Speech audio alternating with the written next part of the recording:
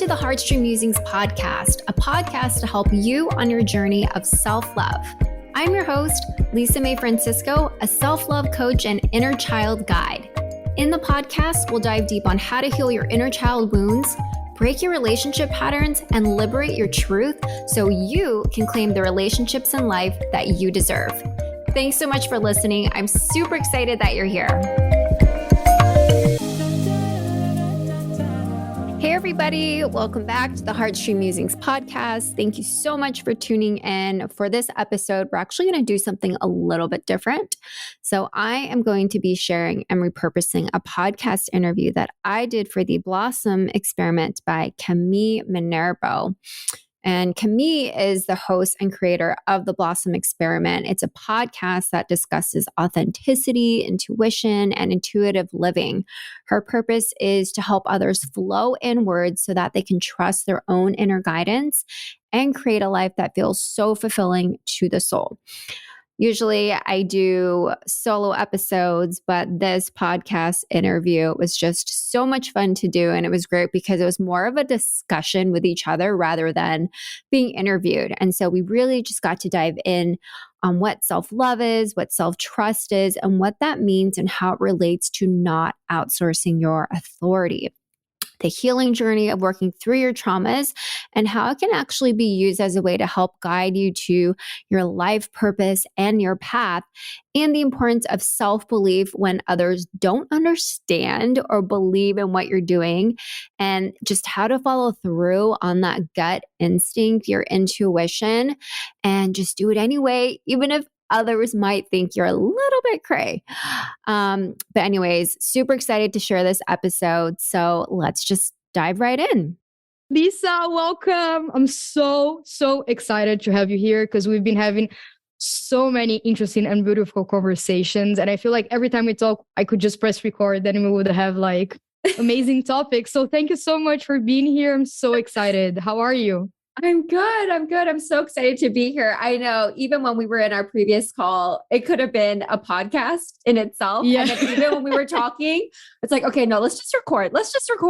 So much goodness. So I'm super excited to be here and be with you. I know. Thank you so much. So the first thing that I just wanted you to tell us a little bit about is just your background and how it informed the person that you are today, the unique person that you are today, the unique being. So of course. I guess I can try and kind of narrow it down into how I got even into coaching. And it's so interesting because I am from the Bay Area. I'm from, right now I live in San Francisco, but I just had this desire to not be where I was. Like most people would think, oh, you're crazy. What are you talking about? You don't want to be in the Bay Area where like everything of tech is happening. And it's just when you don't experience a life beyond where you are, you just kind of crave that naturally. And so I ended up going to school in San Diego. And I obviously felt like I just did not fit in. It wasn't as diverse to me. Coming from a very diverse area with all different cultures, it was really hard for me to go to a place that was very homogenous. And I felt really kind of just outside of the box. It was the first time I actually felt like I was a minority. So I felt really uncomfortable trying to fit in. And it's kind of like, it's actually tying into your podcast of learning to listen to your inner truth and be who you are. But I was just so scared of sticking out. And so I remember that's when I first really got into clothes, right? Clothes as another way of a mask to fit in and like wear Abercrombie or like these, these beach brands, because I'd never been exposed to like people in Southern California. And I was like, okay, I guess I'm going to be this beach girl persona. And okay, so you weren't really wearing clothes like, because when you said like that's when I got into clothes, I thought you were like really getting into fashion, like to create this new like self-expression, but no, you were wearing it to really like be in the mode, like be the Abercrombie. I had this face. I wanted to be like other people. I had like the denim cut off skirts, like I wanted to just look like a beach Barbie, because everyone was, and all the men found that attractive. So I was like, okay, I have to be that too. And it's funny because I was just surrounded by so many blonde people, and that kind of stuck with me subconsciously of like wanting to be blonde. And so naturally what happened was I ended up going to New York for a trip for, university. And we were doing this competition of helping small businesses and consulting. And I had never had a desire to move to New York. But once I was there, it immediately felt like home because there was just so much like multifaceted interests, different people, so diverse. You could express who you were. I didn't find too many of like the surfer Barbies. And I was like, oh my gosh, I have to live here. And so I ended up just living there for about, 3 years. And then, but what I found during that time was because I was trying to, like what you talk about, outsource my authority of looking at other people to define me of whether I fit in, I just didn't have a sense of self. And so I ended up looking for that sense of self in other people, in relationships, in jobs, in my accomplishments. And so I ended up in a toxic relationship because I thought, well, if he is choosing me, then maybe I should choose him. Like people talk, I even talk about it now of having the ideal list of who you want to be with. Girl, I did not have that. It was like the only thing was, okay, if you like me, okay, you can be my boyfriend. I like you back. Yeah. Oh my God. I know so many people who are down that road. And I think it's really interesting what you're saying, because I think it ties so much with the concept of self-love, right? Yes. You really first choosing yourself before being chosen by someone else. Yes. And I just was not even in that headspace. I didn't even understand that. And so I ended up getting this really toxic relationship. And after it had ended, like thankfully I was only in it for 3 months, but all of a sudden I had to really ask myself, how did I even get here? And that was like my spiritual awakening of truly understanding what were my spiritual wounds that caused me to get into this experience and place. And so that's what prompted my whole journey of working with different coaches, going with different spiritual teachers, mentors, exploring who I was, working with many different therapists and like different, modalities. And that just kind of just really opened my eyes to what it means to be on this self-love journey instead of outsourcing not only my authority, but outsourcing my love and validation for me. And the thing that has been so pivotal is that I ended up moving back to the Bay Area. So I was like in New York collectively for a decade. I don't want to go back to like other places that I moved, but other places. But I was ended up being there for a decade. And then I came back to the Bay Area about 5 years ago for business school because I thought business school was the thing that I should do next. It didn't matter, what I wanted to do in life. It was like, okay, I'm reaching a cap of my salary. What do I need to do? I think I need to go to school because that's what people do and get a master's. And then I'm just going to do that. So it wasn't like, what are you passionate about? It was, I need to make more money. And so that brought me to the Bay Area, and I was living with my parents because I didn't want to take out any student loans. And while I was there, I realized I was getting re-triggered. And that's when I really dove into working with a coach and a mentor and a guide of like, what does inner child work look like? And that has been so transformational. And so, through that, I decided to get into coaching myself, getting certified. And so it's kind of like all of these experiences, not knowing at the time, experiencing myself, that has actually paved the way for my opportunity to understand what it is to be a coach and then just pay it forward. So that's like the long-winded story of where I'm at. And I feel like we could go in so many directions with it. Yeah. No, but really one thing that you said that really stuck with me was that when you left your toxic relationship, you didn't look at it and said like, this person was a shit person, he's a toxic person. You said, okay, why did I bring this onto myself? Like, what is my responsibility in a personal development and in a spiritual or whatever, like soulful way? What is my responsibility in this? And I'm not saying that, like, let's do a disclaimer. It's not that you're attracting abuse or you're manifesting abuse or anything like that. Like, things happen in life that we don't have control over. But I think that the more we look at our situation in a way of bringing back that control to, and it's not even control. It's like we say control, but I think it's more the energetic of bringing the power back to yourself and saying like, okay, if I created this reality that was toxic, how can I create a reality that is non-toxic? Or if I can create a reality that is abundant, why did I create the reality that is non-abundant? What in me is still informing and projecting this outside of myself? And I think that is such a pivotal mindset to have, because this allows you to make changes, right? To like really be aware and then change what you are doing in your life. So my question is for you is, what do you feel like at that moment you still had as like programming or beliefs or as a mindset, besides as well what you said about the thing of like not choosing yourself and things like that? But what do you think were the main elements that allowed you to maybe create that, allow that relationship to happen, or maybe other situations in your life as well? Yeah. And I want to go back to what you said about, and I like to call it radical responsibility in relationships, right? Because it takes two people to create the dynamic. If one person doesn't want to participate in that dynamic, it cannot work. And so, like you said, there's something about being responsible and taking ownership and accountability that allows you to be empowered in a way. Perfect. And so, but the things that I thought that really allowed me to get into that was, obviously like family programming, conditioning.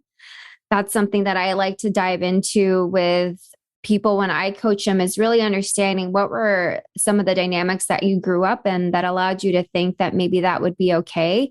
And so we often look at like the mother wounds or the father wounds, right? So if there was maybe someone not emotionally available, and so looking to that in other people because you think that that is the way it should be, it was normalized in the family. And so I've learned to look at it from that lens of going back, like traveling back in time, right? Time traveling, and really understanding that and just having that whole process with inner child healing of, looking for my father in different places, right? And then learning to accept people, all parts of people, that as a child, you kind of have like a binary brain of what your parents are supposed to be like, but you don't know or have the cognitive capacity to see beyond what they can give you.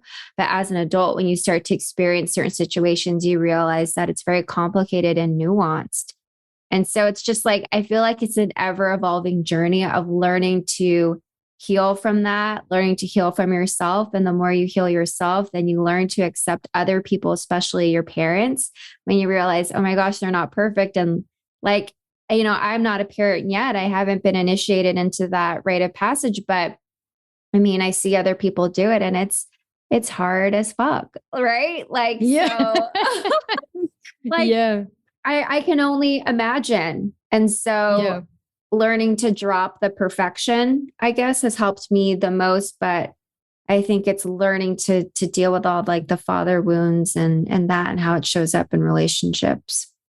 Yeah, for sure. And I think that even as an adult, it's already really challenging to accept yourself and then accept your partner in all of their totality, and then accept your friends, accept, just have this level of acceptance, because of course there are things that are boundaries, you have your own boundaries and these people are crossing those boundaries, and there are things that are quote unquote unacceptable. But I think that there is a very big difference, and it's something that I've been thinking about a lot recently, because I think especially like in partnership or with your family or things like that, like in relationships in general, I think that there is a level of what is my trigger? So what is this person triggering and showcasing to me versus what is someone really crossing a boundary out of myself? Because sometimes it is someone doing something that it's quote unquote unacceptable,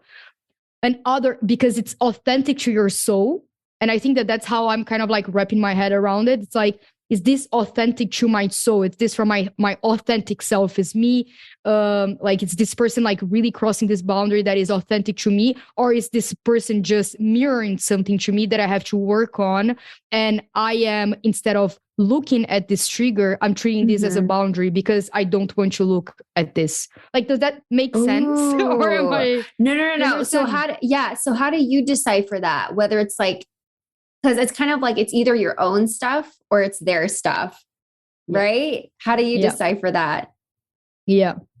If that's a question for me, I don't have the answer, because it's literally something that I've been thinking about a lot recently. So, for example, I am really bad at, not bad, I don't want to say it like this, but I'm not the person that like texts my friend every day. You know, so I had like this situation happen with me recently. So a friend of mine, there was something that happened, like there was a world event. I'm going to try to keep this very broad, so we don't touch like anything specific, but there was like a world event thing that happened, and it affected the country that she was from.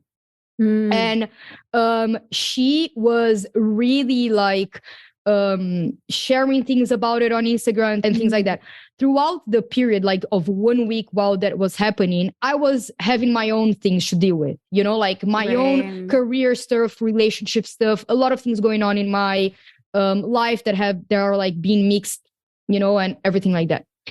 However, I kept her in mind. Like I knew that maybe it was like something that was important to her. So when I had my time, when I was feeling like I could then like get out of my hermit mode and could take care of someone else, I messaged this person like, hey, how are you? Hope you're doing well. Like, just know that I'm thinking about you, thinking about this that happened, blah, blah, blah.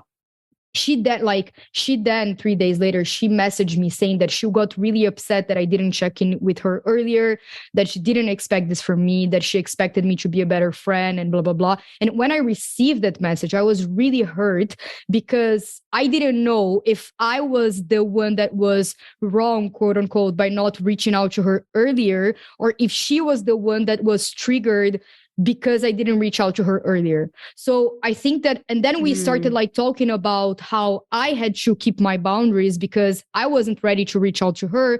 But at the same time, she wanted someone as a friend that was like this, like an ex person that is like the mold of a perfect friend. And I couldn't fit into that mold. So I think that the question is then, is this a boundary that I have of my friends have to be like this and they have to look like this? Or am I being triggered by my own stuff of not feeling heard, not feeling seen, not feeling appreciated by my own friends?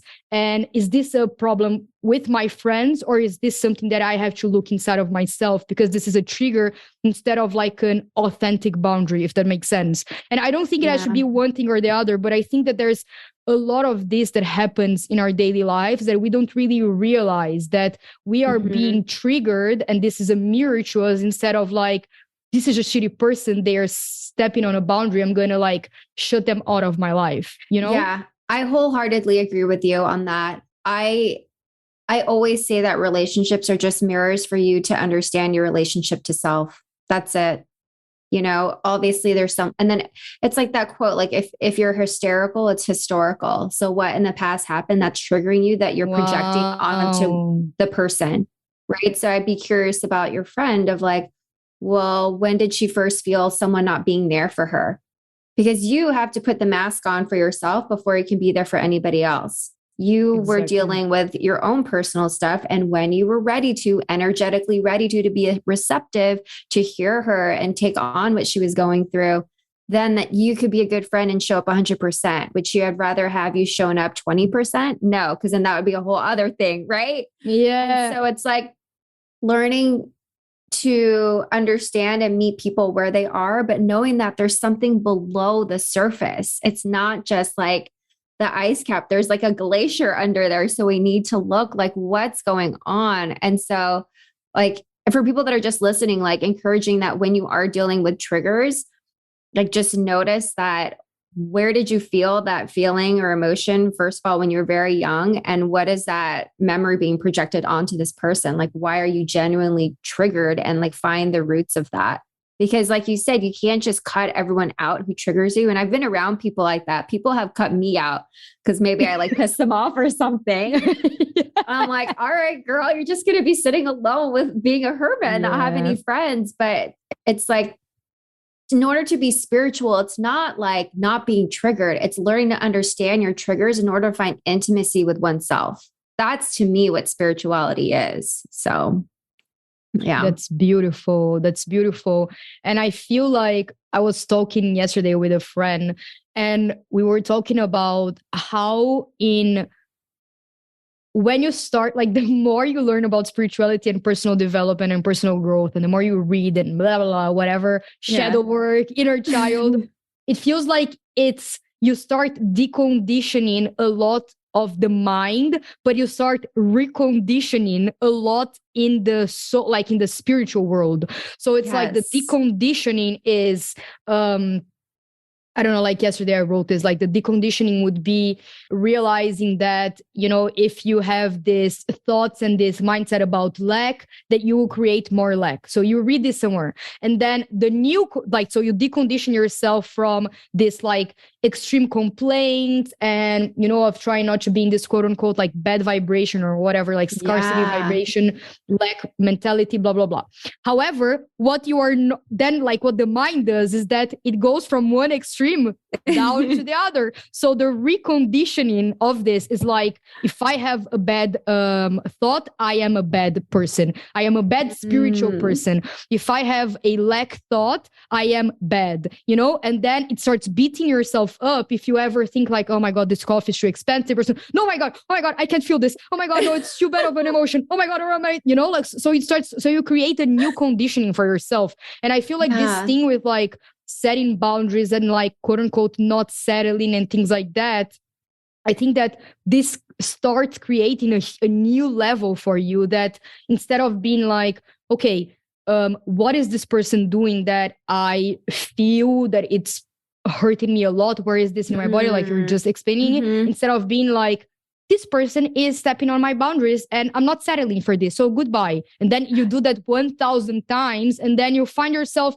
that was the situation of my friend. She was like setting boundaries all the time, saying no to people who hurt me, who don't respect me, blah, blah, blah. And then eventually she found herself throughout one entire year that she was alone.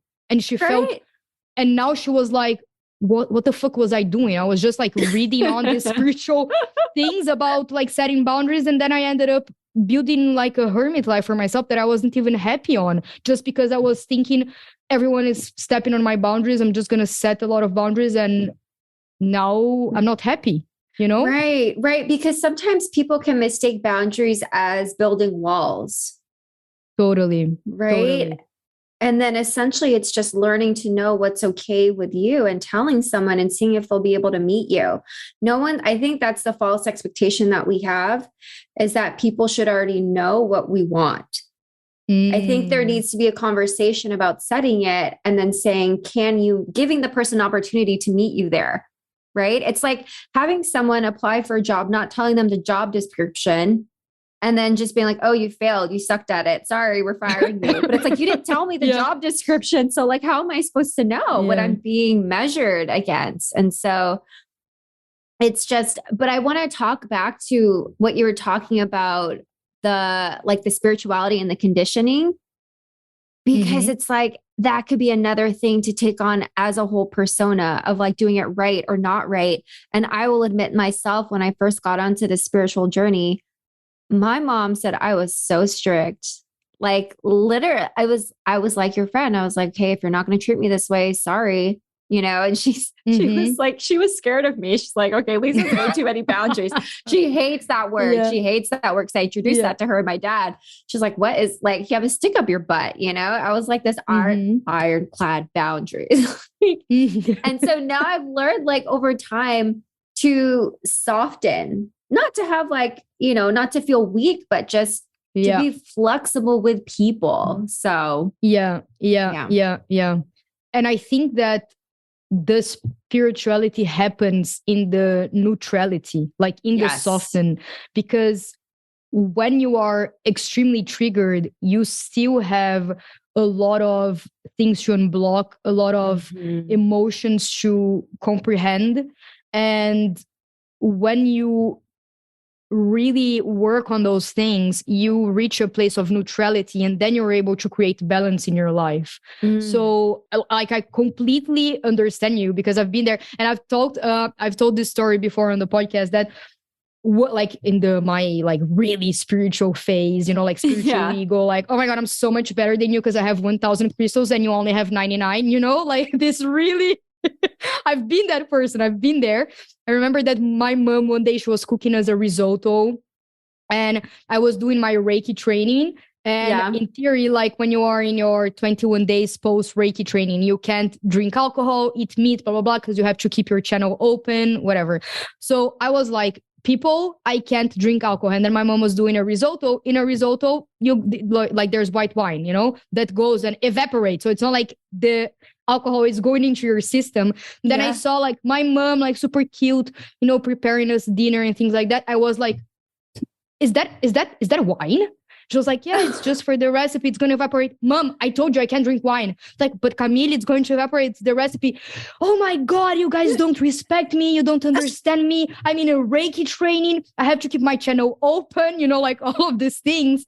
And me thinking that I was super right while I was like having this massive dramatic response to that. And in the end, like in the depths, like you said, like the glacier, like the bottom of the glacier was, I didn't feel respected by my family. Like I didn't feel heard or seen. And I felt like this new part of me, my spiritual part, wasn't being accepted. So that's why I got so angry about it. It wasn't about the wine, but at that time I was so like stuck in this spiritual persona that I couldn't see it. And I think that the mind plays with that a lot. It's like either you're like, it builds this like new ego, like this spiritual ego that you just think that you are better than everyone else because you're awakened. I love that you're talking about this, because I used to talk about this a lot before, of like spiritual ego, but also spiritual vanity, right? Wow. That's the first time I heard that. I love it. Right. It's like a whole other persona. Like I talked about it when I was in San Diego, of like putting on different clothes. It's like, what would a spiritual person do? Right. How would a spiritual person act, and doing it to seem as if I was spiritual, and noticing like, am I actually doing it because it resonates with me, or because it resonates with a persona that I want to put out in the world of this false self of like being spiritual or woke. I love what you just said, because I think it goes back to this idea of we are constantly like, the mind is so interesting, and we're so afraid of the unknown that either we're outsourcing our life to like this like external validation of get a job, get a house, like the society, quote unquote, like normalized way of doing things. However, there's the other flip side to it. It's like outsourcing the way you live to like the spiritual way of doing it, or like the personal growth mindset way of doing it. So it's like, oh, okay, so Tony Robbins does this morning routine, so I have to do it like him. Or like I was listening to a podcast recently, they were talking about sobriety or not drinking. It's like either you're like drinking a lot with like society from whatever, Monday to Monday, or you have to put yourself in this box of like being sober. And the idea that like what I want to help people with, and I believe that you are the same, it's like, it's not about drinking or not drinking. It's not about fitting a one specific box. It's about you checking in with yourself and seeing, in this moment right now, at this time, in this present second, do I want to drink? No. In the next second, I do. How much? I don't, like, this is what feels aligned for me now. And it's about checking in with your internal self, with your inner guidance, with your inner wisdom, every single second, to see what's aligned for you in that moment. That might be not what's aligned for freaking Osho, but it doesn't mean that you're wrong or that you're less because of that. And I think we constantly forget that. We constantly forget that we know best for us, even spiritually. Totally, totally. And it was so funny because it reminds me of, so I'm doing tapping. So I'm going to get certified in EFT tapping. So I'm doing that right now. And I was working with someone and I just went rogue on her. She was supposed to facilitate me and tell me what to say. And oh my gosh, I was probably a challenging client, and I just went totally rogue on her. And I literally just started closing my eyes and just tapping on myself, giving myself the script and everything. And I just kept repeating, I am my own best healer. I am my own best healer. Wow. And I think that's something that we forget because there are so many gurus, so many teachers, but we are not the guru. Who are we to control another spiritual being? Like, we don't have dominance over other people. It's just showing people a path that we walked that might help them. And so always turning it back to them of like, what do you feel? What do you want? Because like you said, outsourcing that for many, many years since you were born, even when you were born with your caretakers, right? They knew better. So you listened to them. And then me being Filipino in Asian culture, we have to be very deferential to elders because they know better. We have to respect them. It's just, we weren't given, I don't know, it was just always hierarchical.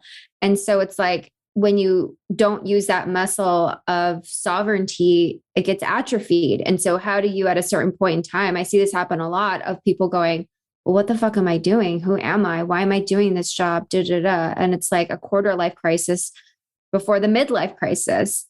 And, you know, it's like, how do you help people like what you do tune into what feels right for them when they become so disassociated, not only from their body and the somatics of that, but also their heart. Right. And so I think it's so important, like the work that we do, because it helps people get back into their internal alignment. Like, I think of it as like spiritual chiropractic work in a way. Yeah. Why do you think that happens, that so many people are really early on having this midlife or quarter life crisis? Yeah, I think it's kind of like people are just starting to question earlier, which is great, but then wondering, is this the life for me? Do I want to do that? And especially in America, it's just, you're given these things. And, you know, the cultural experiences, my parents were immigrants, and so they wanted security. So security for them, it's, you know, buying a home, making sure you have a good job and all of that stuff. And then passing that type of conditioning on to their own children and programming of this is what you should want. And so it's like, I want my parents to love me and accept me and not like feed me to the wolves, like back in tribal times. So I'm going to do what they say, you know, I don't want to disappoint them. And so it's like you follow this path and then you start to realize, no, I don't want to do that. Like just how I had my own like different awakening of, okay, I think that point kind of hit when everyone went through COVID. There wasn't any distractions anymore. And so you had people calling up therapists. Now you can't even get a therapist anymore about like, what am I doing with my life? I don't even like my partner who I thought I liked because now I'm with them 24/7. And it turns out we're just not aligned anymore, or I don't even want this job anymore. And so you just really start to question when you allow yourself that space and time. But often we have just so many distractions that we don't get to tune into our hearts. We don't get to listen to our intuition or even know what our intuition sounds like. And so I honestly think it is an epidemic of like people doing things that other people want them to do rather than aligning to their soul. And you and I talked it before, and I would love for you to share it about what is the purpose in life, right? We talked about that and you said it so beautifully. And so I feel like a lot of people, No, I really don't remember what I said. So no, I've had so many I've heard my soul explain it in so many ways. It was remember you were talking to your boyfriend. Oh yes, okay. Okay. That one. It was so good. I was like, girl. Oh, true. Oh, it's true. Yeah. Okay. Yeah. No, because I think that's the purpose, like in a bigger way, you know. But I know that you and we talked about like vocation and purpose before as well. And I think that you also have this vision that is really interesting of how this aligns to like self-love, your authentic self, and then really asking yourself these questions. And I think that you also have an experience with that in regards to like the whole corporate America world, and that I think would be really interesting to share about. Yeah. I mean, for me, I found myself on this corporate track, right? Got my MBA, did all of those things just because I wanted to make more money. I thought, okay, consultants make more money. Okay, marketing people in, big brands, they make a lot of money and they're in charge of like the profit and loss statement. Okay, I'm going to do that too. And then all of a sudden I ended up getting into this tech job and, I liked it. It wasn't what I thought I was going to be doing, but I just wanted it to help me pay the bills. So I was going to school part-time, and I ended up really liking it and realized, okay, I actually don't have to switch. But what I did was I ended up being a ghostwriter for different leaders and working on employee engagement. And that was fun for a while. But then it got to a point where I wanted to not write for another person in their own voice. I wanted to write in my own voice. I didn't want to be the person behind the person. And so it kind of fed into my, like subconsciously, my fear of being seen, right? Like almost making a leader my puppet, but I'm giving them all the words to say, but I don't want to be the leader. And during COVID, it really helped me realize when all of the fancy things were taken away from going into the office, not getting distracted, is this something that I want to do long-term? And the desire to want to coach and help people in a deeper way, to do development in a different way, was just calling me more and more. And that's when I ended up getting certified, because one of my colleagues, we had similar interests, and I wanted to know, like, well, what is that? Like, I don't think people can make money off of it. Like, that was my own belief. Like, just don't do something that's fun for you because you can't make money off of your passions. Like, that was my programming, right? You just have to work hard and then you retire, and that's when you can enjoy life. And I just didn't want to subscribe to that narrative. I didn't want to. And so what ended up happening was diving into it more and more, getting more serious about it, and then seeing more that the more I dove into it, the more that I was passionate about it, and realized how passionate I was, because my human design is a generator. I'm a 5/1 generator. And oh my goodness, like, I can do research and I love it, specifically about anything that I'm like so excited about. But I noticed the difference of what was internally lighting me up, of coaching and talking about self-love, talking about inner child work, talking about personal development in that realm, was so much more exciting to me than the other work that I was doing. And it almost became more of an obligation. And I noticed how my energy felt different. And so I started to lean into it, but it was hard because I had to work on my money wounds of what was, what I had, of like not being able to believe in this craft, that I could be successful, fear of being seen, fear of like not anyone thinking that they would want to buy from my offers. And like, who am I to think that I can offer something to someone? So it's like all of these things that I had to learn in this whole business realm, which I was able to do in relationships. I was like, okay, I got that down. Now I'm like, oh God, here's like another thing that I have to work on. It's like another level, another double. Endless. Yeah. And then, learning to, I've bought so many programs, right, on how to be successful in coaching. This is the right way. This is how you're going to make, like 10K months and all of that stuff. And then learning from all of that.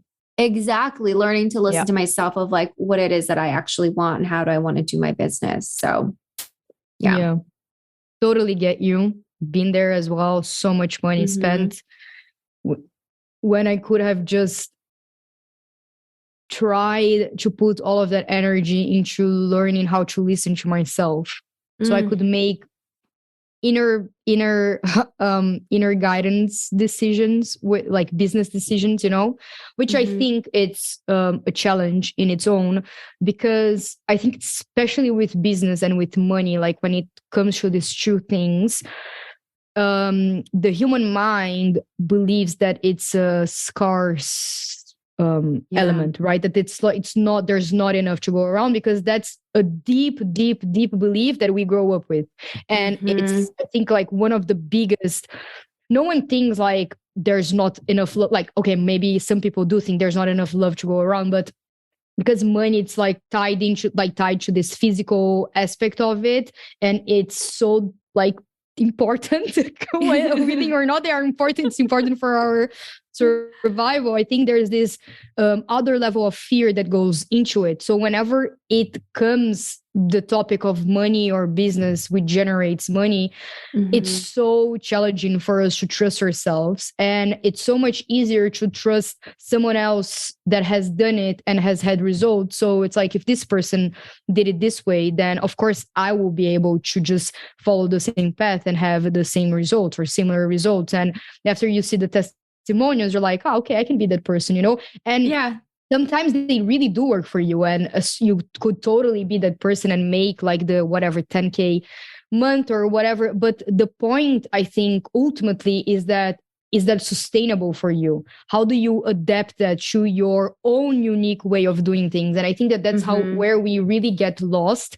Or like, we read a book and then the guy talks about like how to build a habit, and then you try to stick it to that own like unique way of like building a habit, instead of saying like, okay, this is really good, and how can I adapt this into myself? Like really putting the information inside of your body and digesting it and making it your own. And I think that with business advice, like there's so many things that we forget to do that. And and then like we just put a lot of money in it, and we feel really not aligned with what we're seeing, because of course it wasn't made for us. It was made from a person that really doesn't know us. They know what worked for them, and they're putting that out, and that's beautiful. I'm not saying there's anything wrong with that. That's beautiful, because they're sharing their gifts and their wisdom. However, we forget to digest it and filter it through ourselves and make it our own, instead of just copy paste, blueprint, follow it, Right. Because it's like kind of going back to what we were talking about in the very, very beginning of like how I got into that toxic relationship, and what I see also of like people choosing, you want the person to choose you versus like you choosing them. And then it's also like back to your point of outsourcing your business authority. And so believing that someone is going to like their program is going to save you, but not checking in with yourself of how does it make you feel? And so I see that happen a lot, even in relationships, when people are romantically dating, it's like not checking in with yourself as the relationship progresses. Right. And that's just so important to just check in with your body of where am I feeling this energy? Does it feel aligned with me? And like, I really rely on the tool of human design. And so with my sacral, asking myself those yes or no questions and feeling it in my gut. Does it feel levity in it? Is it happy, or does it feel like a dense ball? Like, do I really want to do this? And the times where I've regretted decisions are oftentimes when I already knew intuitively that it wasn't right for me. And it's like, how do we honor that? And then again, it dives into, okay, you were compromising yourself. You were not listening to yourself. And so it's so important to connect to who you are, because when you give it away, you give away your power so much. And then it's just like more work you have to do to compensate. Yeah, totally. And how do you think that self-love interplays in this? And why did you choose to focus on that in the first place? It's because it's what I needed. Right? Like I had such a lack of self-love. And then once I was able to be on that journey and I understood the transformation from doing inner child work and what does that look like in relationships, not only just romance, but like with my parents, with my family, with my friends, like even at work, what does that look like? That's when I really knew, oh, okay, like how important this is, because oftentimes self-trust, self-love, it's just all intertwined, like self-care, right? And your relationship to other people, how we were talking about before, that they are mirrors, just your relationship to yourself.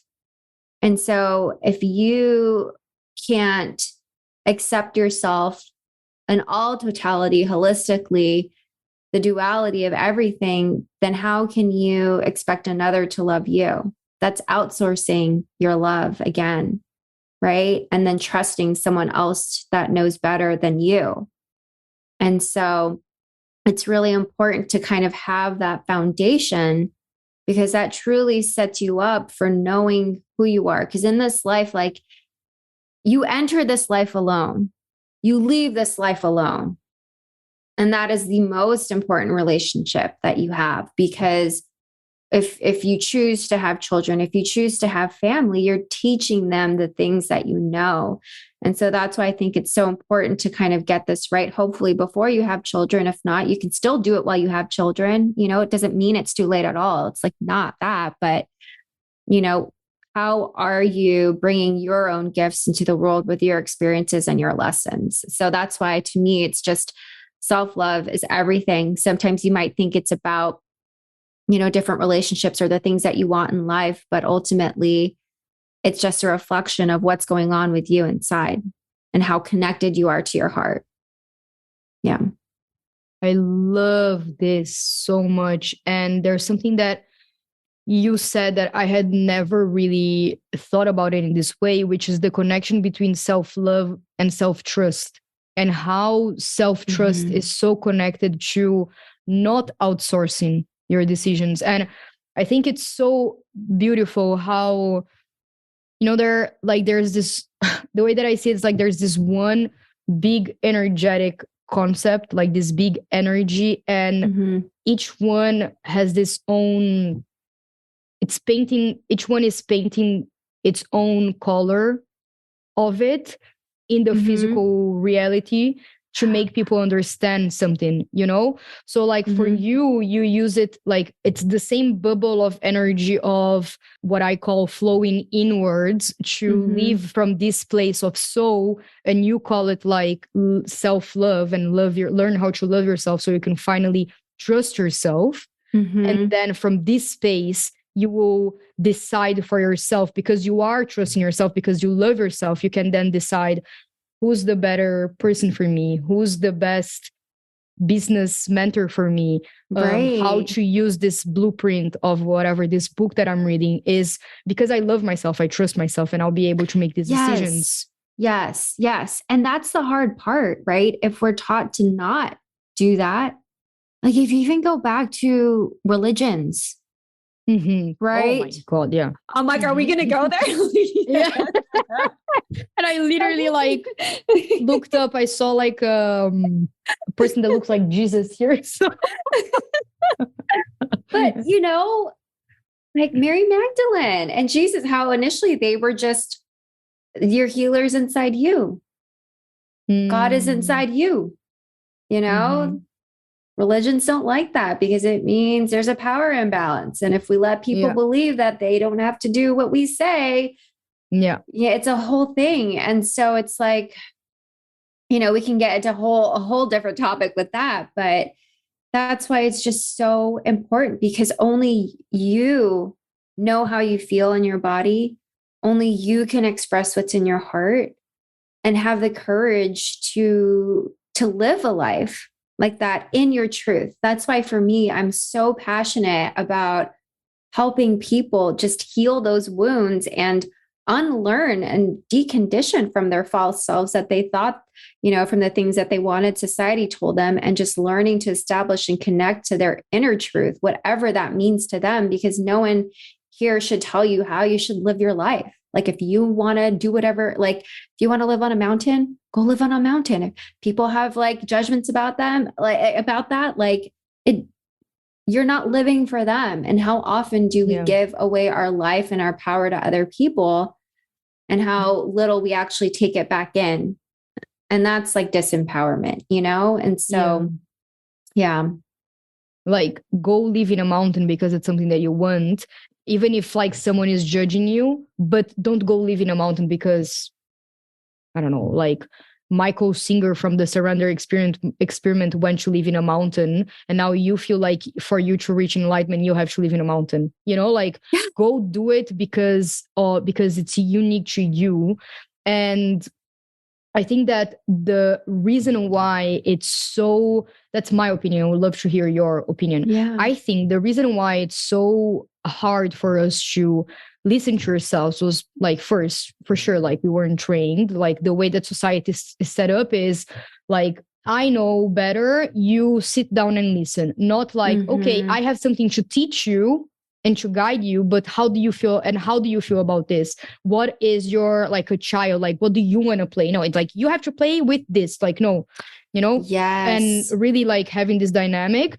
So I think that is for sure plays a role in it. But I also have this energetical feeling, I don't know how to put it else than this, that because of the high level of unknownness that exists when you trust yourself, and the fact that you can't really put the responsibility on other people, like, you can say, like, this program didn't work for me, the guy is shit, the guy who created the program is shit. It's like, okay, I created my own program, it didn't work, so I guess I have to look inside of myself to understand why it didn't work. And also, when you see someone doing something that worked for them, you're like, okay, like, this is not unknown. Although it is for the mind, we still think that is really known. And I think that the fear of the unknown, the fear of the void, the fear of the complete like darkness of not knowing where you're going, I think this is so scary for the mind, that instead of going inwards to create our little flash bulb and then like signal it in the floor and then like take each step as we go without really knowing, and just surrendering and, accepting the unknown. I think that the fear of this is so big that we are like, fuck the light bulb, I just want full on lights on. I want to see everything that's going on. And even if it's not true, because it is not true, even if you do go to corporate America and follow, I don't know, like Elon Musk's blueprint in life, you'll still not end up in the same place, because you're not him. Like, the soul won't duplicate itself, So it's still unknown, but it's maybe less unknown. And I think that because of this element, it's so challenging to build this self-trust and to build this connection to our inner world. But I don't know, what do you think? You spoke about so many different gems. Like, the one that really, really sticks out and speaks to me is this idea that, like, I talked about radical responsibility before, and it's almost like people won't change because of the responsibility it requires to change. And that when they do, they only have themselves to quote unquote blame. And so it's like, let's just rather be in victim mode and blame other people for not helping us get what we want, rather than saying, what was my part in it? And so oftentimes people won't change because they would rather just kind of stay in the misery. It's hard. It's what they know, rather than actually stay in the void of the unknown, of that dark space, of that liminal space, even though they know it makes them feel like shit. And so people only change when it gets to a point of when the unknown is a better option than living in that misery. Yeah. And so that's why it's like there's the complexity of the mind and the ego protecting you that makes you not want to change, that makes you think that, okay, if that person did it, then I can walk in their shoes. I need a map. And, perfectionism plays in, failure plays in, all of that stuff. And I can only speak to my own experience of like getting into coaching, of how kind of scary it was to make a difficult decision of, do I want to do this full time? I'm scared to do it full time. I haven't done it before. I'm the only one that's going to be responsible for me. I have to feed myself now in a way. I'm not going to collect a paycheck from like someone else and kind of just like sit back and all of that stuff. And do I want to do that? And, it was scary. It was scary. But then realizing, getting to a point of truly believing how it was so aligned for me, it was like a full body, like, fuck yes. Then I was able to make that leap and go, yes, this is for me. And I want to do it. And I want to see it. And I trust myself to know that whatever happens, I will be okay. But it takes a while to get there. It totally, totally does. Yeah. That's beautiful what you said about the moment you felt it in your body, like the moment you somatically felt the level of alignment. This was what supported you in trust. I'm sure all of the other inner work you did also supported you in that. But I think that that's a really interesting aspect to ground ourselves in, because there is, in some level, a response that comes from the inside, from your body, from your soul, or whatever, that shows you that you are being supported, and that shows you that, like, the little tingles that you feel in your body, or whatever way you like connect to it, you know, it is a symbol of that. Right. And for me, the way that I connect to my intuition of knowing what's right for me and connecting to my own blueprint is I like communicate. So I meditate. I hear my voice afterwards of what it is that I truly want to do. I ask for signs. I do tarot. I pull cards, like oracle cards. Because for me, that is really, when I look at the imagery, a window into my subconscious soul. I interpret my own dreams. And like many people can be like, okay, that's just a bunch of woo-woo shit. But again, it's like, what works for you, what works for me might not work for you. Right. Perfect. Yeah. And so it's like, you can hate on me and be like, what the hell is this girl talking about? But it's like, you know, I've heard this saying, don't yuck my yum. And so, I love that. Like, I know, isn't it funny? And so, like, what are the things that make me feel good, that help me connect to divinity, you know? And so really being on this path of searching, what is it for you? And so I just remember wondering, okay, should I quit? Should I not? And this was literally like a couple of weeks ago. Like, this is real time, girl. And I've always wanted to do this full time, but I was so scared. I had those fears, like I was talking about, those money wound fears.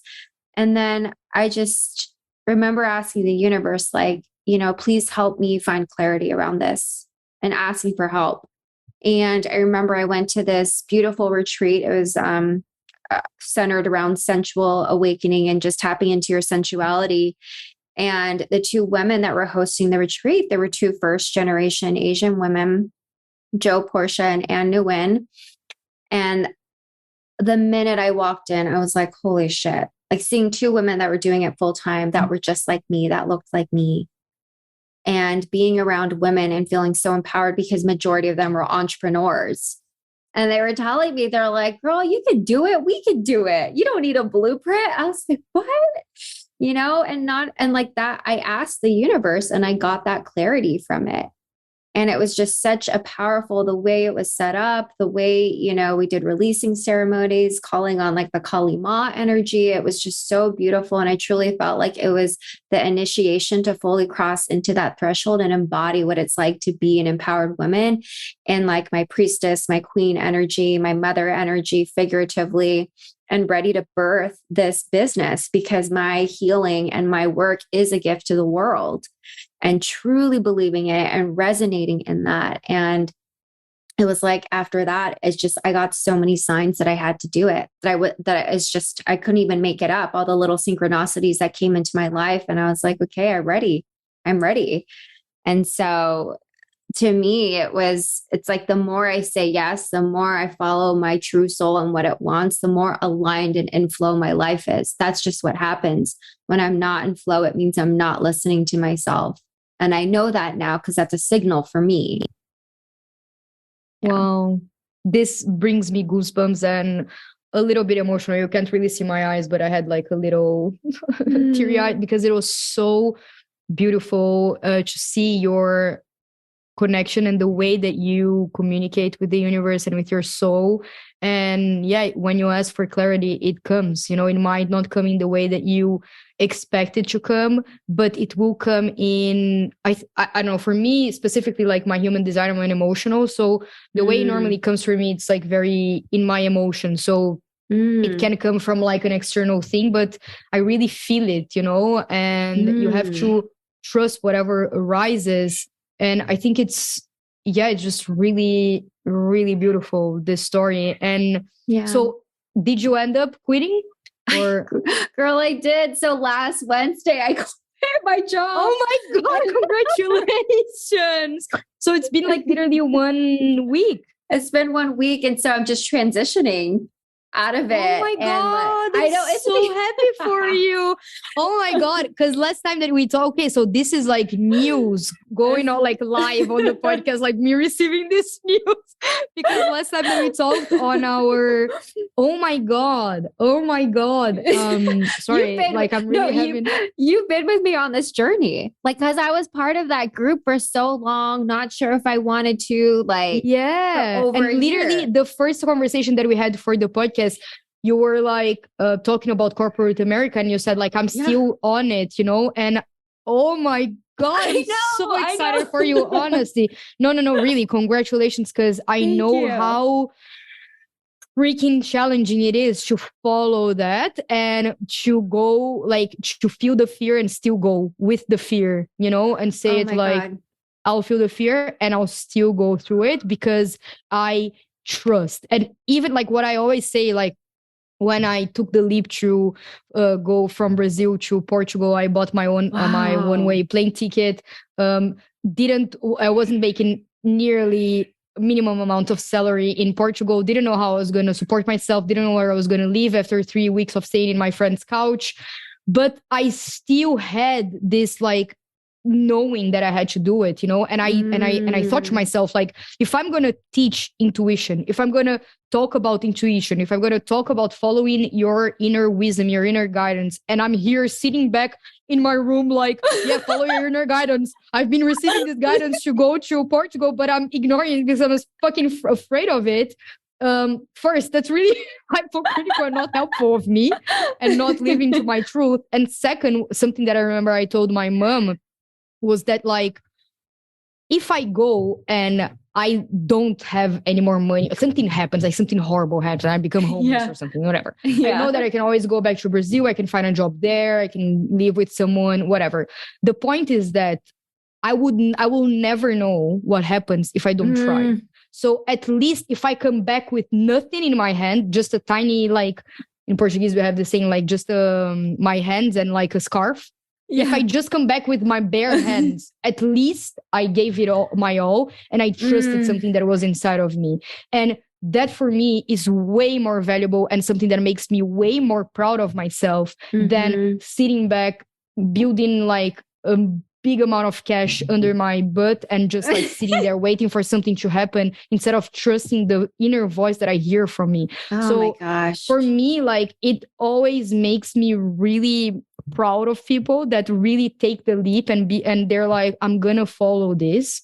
Even if no one believes in it, I am going to believe in this, because you are the only person that has to believe in it, you know?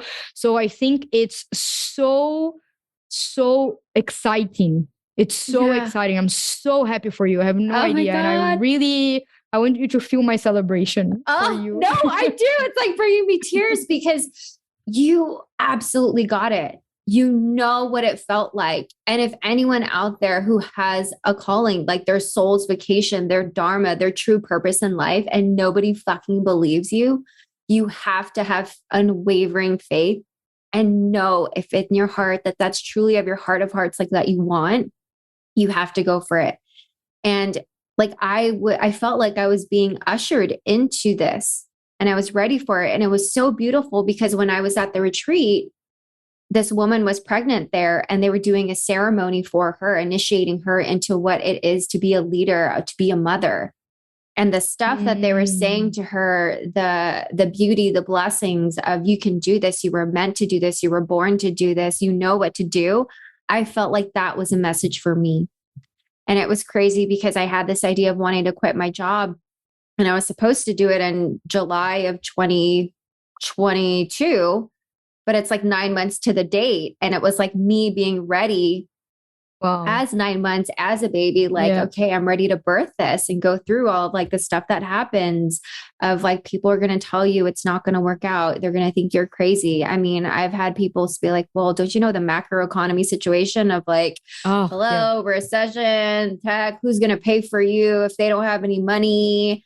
And it's like learning, like you said, to have the fear and walk through it and do it anyway. And having that trust and that faith and surrender and knowing that it's like law of divine compensation. If you are truly following your soul's purpose, how can you not be divinely compensated for that by the universe? Tenfold abundance, you know? And I knew that I'm in a very privileged position where I don't have kids right now. I can take these risks. I only have to worry about myself. And so if I did not do this, I would regret it for the rest of my life. And I want to be able to show my kids that, hey, if you want to pursue something, if you have a dream, you can fucking do it. Don't listen to what other people say. Listen to yourself. And like you said, you can't just be sitting on a microphone in Brazil, like, follow your heart, follow your dreams, if you're not doing it. And so for me to be able to say to people, connect to your inner truth, when I'm like sitting in a corporate job, not connecting to my inner truth, I just had a freaking wake up call. I was like, I can't be doing this. Like, I need to do it. I need to walk through my own fear. And so it's scary, but I'm just like, all right, I'm writing off of like, you know, just trusting. And like, even yesterday, I had this self-love women's circle.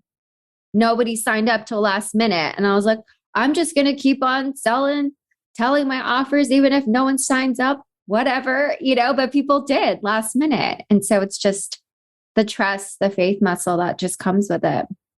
Yeah, exactly. And I also want to say something, because I think that when you do decide to trust and when you follow your inner truth and your inner guidance, your inner wisdom, whatever it's called, I think that there's a lot of messages out there that is like, it's instantly going to be easy. It's instantly going to go downstream and things like that.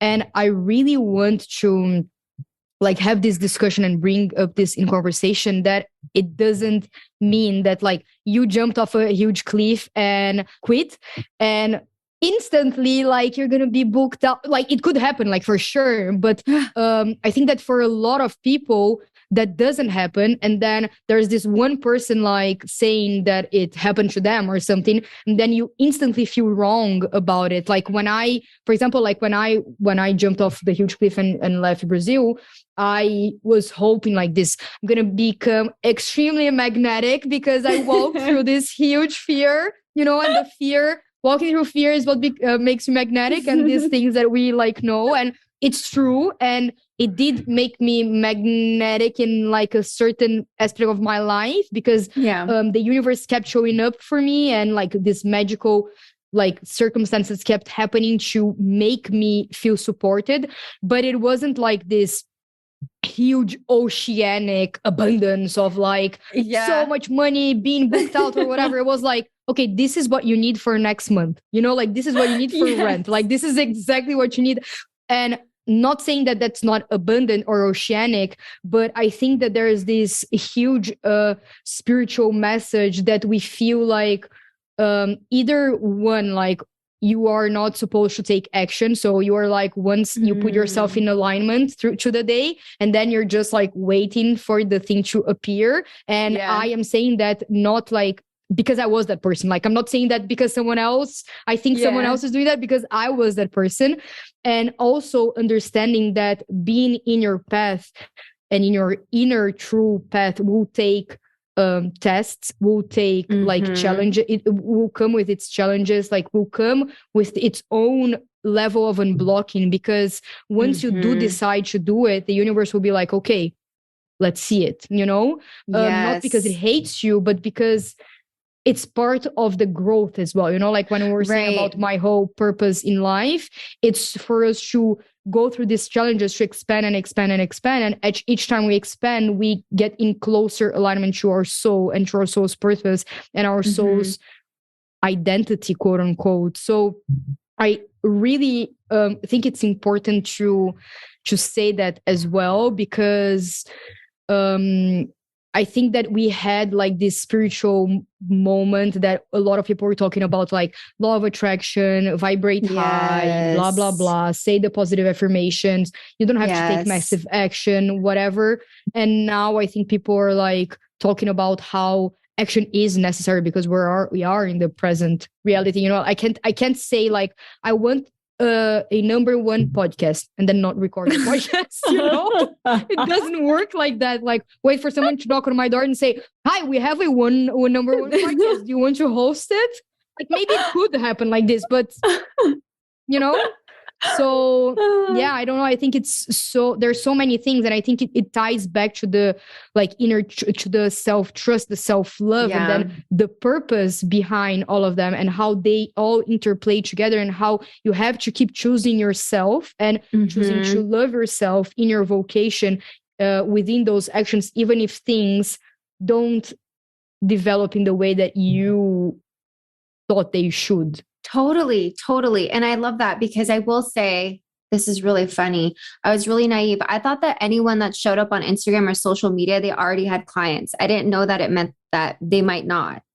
And so they were marketing themselves pretty good. Like people. Right. Like I had no clue. And so I thought, all I have to do is just go on Instagram and talk about my offerings. And then I'll have like 20,000 DMs about people wanting to work for me. And then when that didn't happen, I said, well, all these coaches lied to me. I was lied to. I literally, it was like, talk about humility. I was like, what do you mean? You can't just show up and then all of a sudden you get like, I have to, what is this? No, like, and trust, like, you know, and it was just it was so freaking hilarious. And so now I know, I'm like, oh, okay, that it is a journey. Just because you're stepping up in like one way, it's like all those little tests and those little unblockings that you were talking about that you have to do. And they're like micro ones to help you get to that next level. It's like playing a video game and figuring out what is next. What do you have to unblock? And so just kind of like honing in on that and trusting yourself in that process and knowing that it is going to be okay. And so right now at this stage of my business, I am working with clients, but it's also, as I step bigger into this role, learning how to hold bigger containers and have that capacity to do that. If I want to impact more people, what are the blocks that are coming up for me? And then also just, just showing more of myself, being more and like stepping more into wanting to be seen. And then knowing that I need to build my failure tolerance, and then knowing that the niche of who I help is going to change. Like I've changed it so many times, and that's okay. And it's just an organic process, and learning to commune with how I do with the divinity of like what feels right for me and how can I help serve the world in this capacity. And there's also something else that we were talking about right before pressing record, that I think it's the self-acceptance with your business and your entrepreneurship journey, and the acceptance of either like not knowing what you're doing or not having the perfect answer. So what you were talking about, like the elevator pitch, quote unquote, like you internally know how you can help people and you see it, but you don't know how to put it in words. And how do you accept that? Yeah. And I was very frustrated for the last couple of days because I just didn't know how to say it. People wanted to know more about anxious attachment. And I was like, no, I don't do that. Right. Like I'm not a couples relationship coach. If you want that, go to a different person, go to couples therapy, like relationship to self, because that is the bridge to everything like we've been talking about. And so recently what came to me literally yesterday, I was just pulling cards. I was thinking about archetypes, and it's helping accomplished women who are millennials move from their maiden stage into their mother stage figuratively, or getting ready for that. So maybe you had the toxic relationships in your 20s. Maybe you were a people pleaser. Maybe you did all the accomplishments because you thought it was right to do. And so now you're starting to question everything. So it's sort of like what I talked about, that quarter life crisis of like, okay, I want to really define and I want to put more time and energy into what's more fulfilling to me and this spiritual personal development side, and looking at what that means and having someone help me walk through that and helping define who do I want to call in? What kind of life do I want? What does success truly mean to me? Is the work that I'm doing my soul vacation? If it's not, then what can I do to pivot? And so really tuning in and learning to be your own mother and be your own lover. So that's like what I am being really called to help with. I love that. And also understanding that it's not because, maybe that's really poor business advice, but it's not because there's this whole concept of elevator pitch that you have to fit into the 30 seconds. Maybe the way that you are going to communicate with clients and really get people to understand what you do will be through a longer period of time. And that doesn't mean that it's wrong or that you should squeeze your words to fit a 30-second. Like if your soul really feels like you need to, then go for it. But if you feel constricted by it, maybe this moment is not the perfect moment for you to do that. But maybe and it doesn't mean that like in 1 week you won't get to the like perfect, oh my God, this is it. Like this is, the sentence. This is the 30-second whatever sentence that encompasses everything.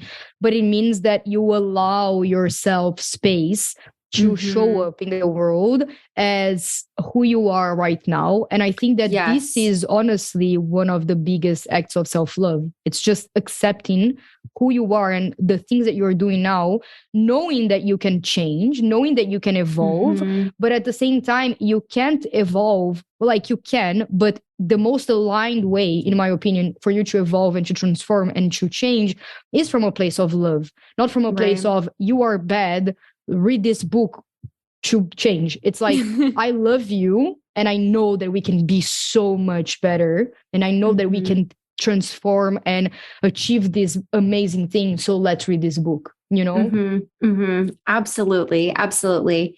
And bring it back of like acceptance for where you are right now and not wanting to be in another place.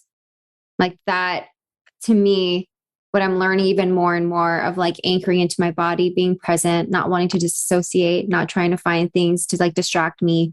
What does it mean to enjoy and relish in the present moment? Because there will not be another moment like this in time or space.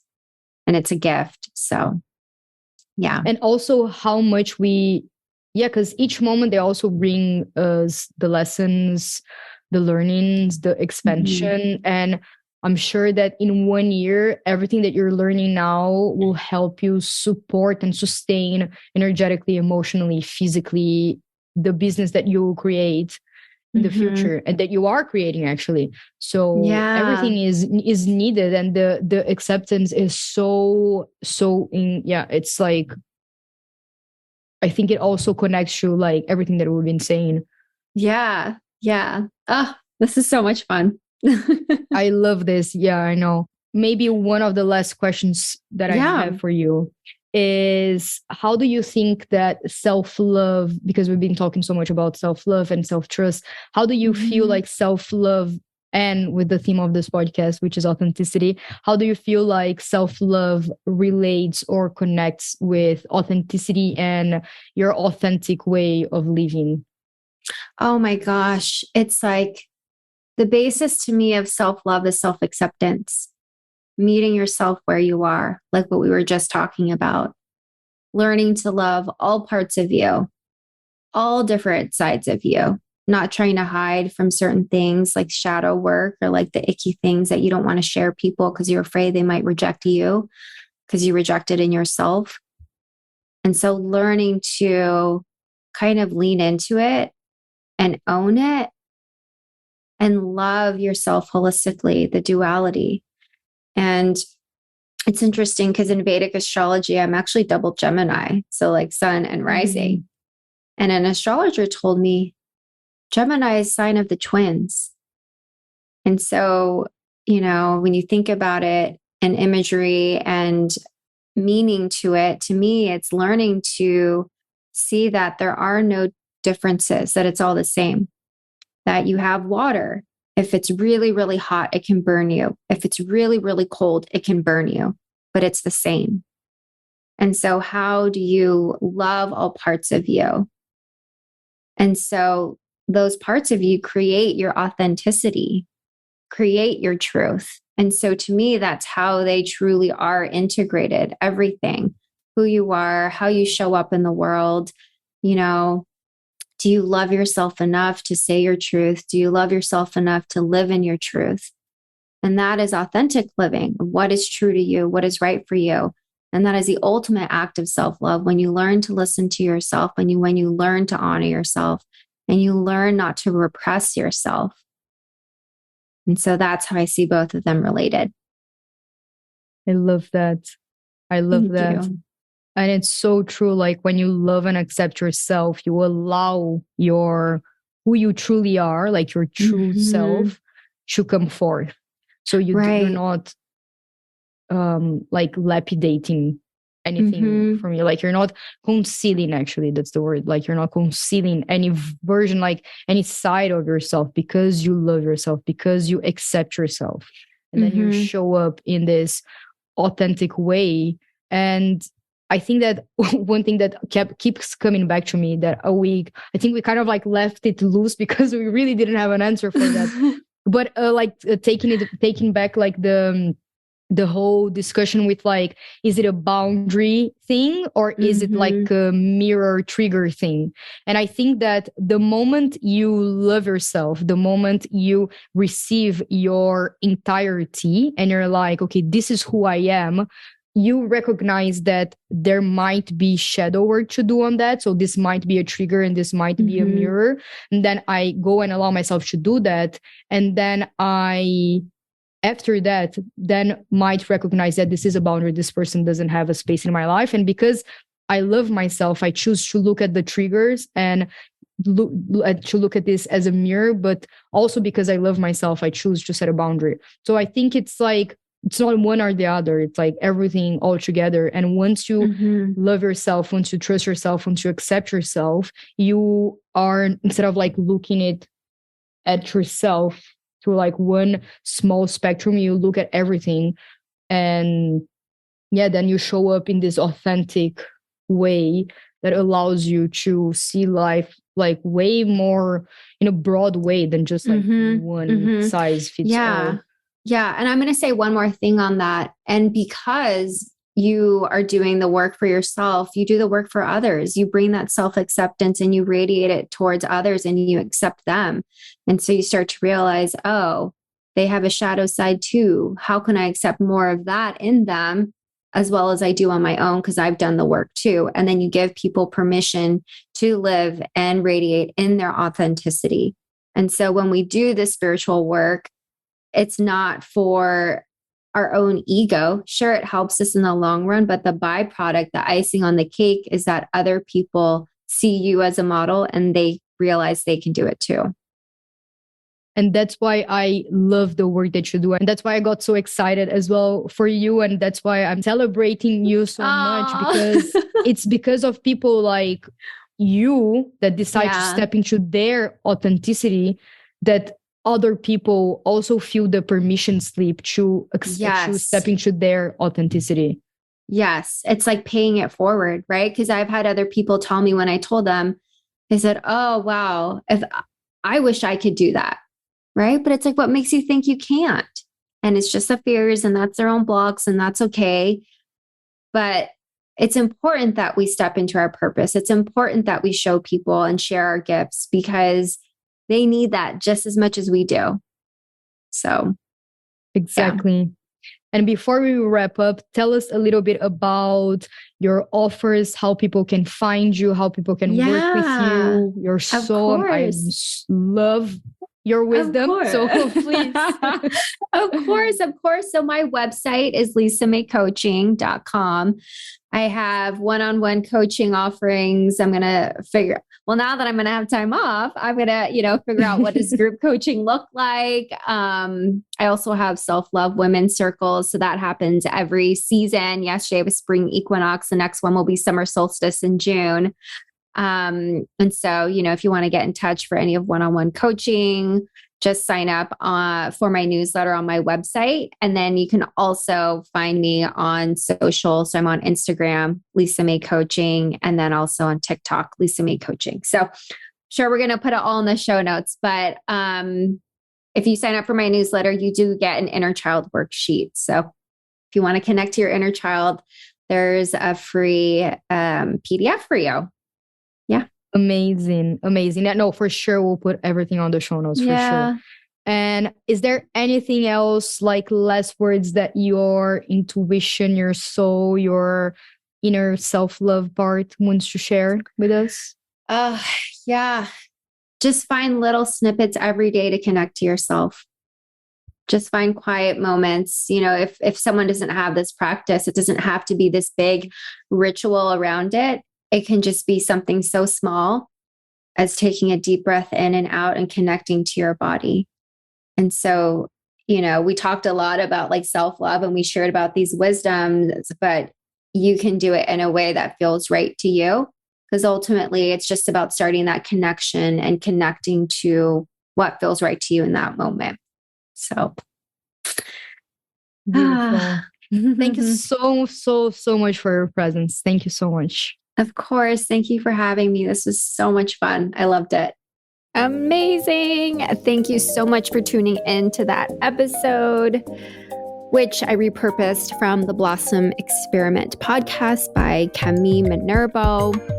I hope you had a lot of fun listening to it. It's actually one of my favorite interviews just because we have great energy. We totally dive into so many awesome, amazing topics. Fun fact, I actually recorded another episode with her on my podcast, which I'm going to release in a couple of weeks. So stay tuned for that. And I truly hope this episode serves you. If you want to work with me one-on-one, you can actually check out my website, lisamaycoaching.com. I have a 3-month package right now. I'm opening up the circle to 3 sacred souls who are ready to just dive in and unravel and unlock and heal their inner child wounds and just release their false selves so that they can create a cosmic home for themselves and others. And the best way to stay connected is to subscribe to my newsletter where I share weekly self-love tips, tools, and offerings on how to work with me. If you subscribe, you get a free inner child worksheet, how to connect to your inner child. So all that good stuff. And obviously follow me on Instagram and TikTok. My username is @LisaMayCoaching. So thanks again for listening. But before I sign off, here's my question for you today. What are you doing to fill your self-love cup and connect to the little you? All right. I will catch you all next time. Bye.